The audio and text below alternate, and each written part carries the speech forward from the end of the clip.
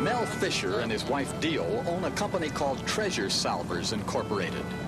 Their job is to find sunken treasure, and they've been incredibly successful. During the past 20 years, they've found thousands of wrecks, 150 of them gold-laden Spanish galleons.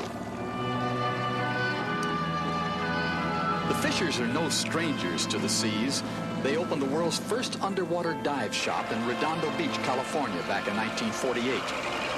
They kept reading about the fortunes still resting beneath the waves, just waiting for enterprising divers to claim. So they devised a scientific method of locating the riches. With money from investors who shared their underwater vision, they began hunting for Spanish wrecks with enough cash for 1 year's search. Before their funds ran dry, they hit upon a ship that yielded a few $1 million of very wet but very solid gold.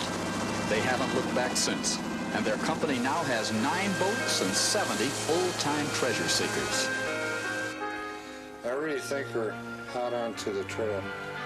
The anchors we found were right out here. Their method is scientific and logical.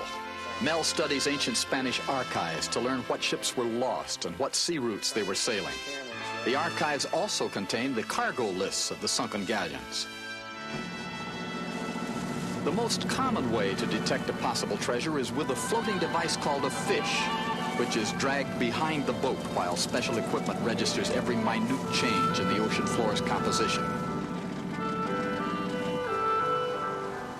When evidence piles up to suggest a find, Mel goes underwater to get a closer look. He uses a special device called an aquapulse fertile coil, invented by Eric Foster of Limerick, Ireland. Today, Eric has modified his aquapulse, and Mel will test it. The new design should let the operator tell gold and silver from other metals buried in the sand.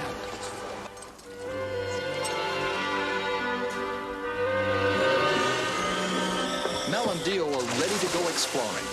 Even with all their scientific help, only one dive in hundreds ever produces any gold. But that one find can sometimes be worth a fortune.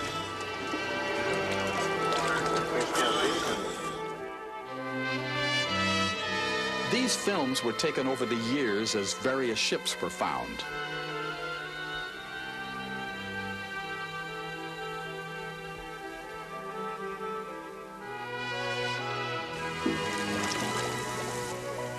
What did you find, Mel? Anything interesting? Got a real good reading. The detector's working fine.